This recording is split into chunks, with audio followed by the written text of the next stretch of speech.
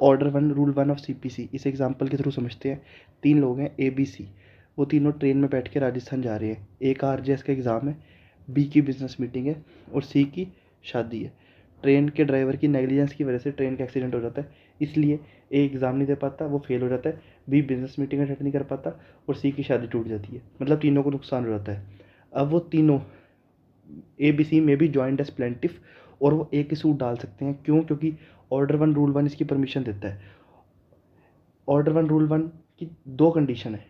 पहली, the right to relief is arising out of the same act और transaction. यहाँ पे जो रिलीफ है that is arising out of the same act या फिर ट्रांजेक्शन। ट्रांजेक्शन क्या थी?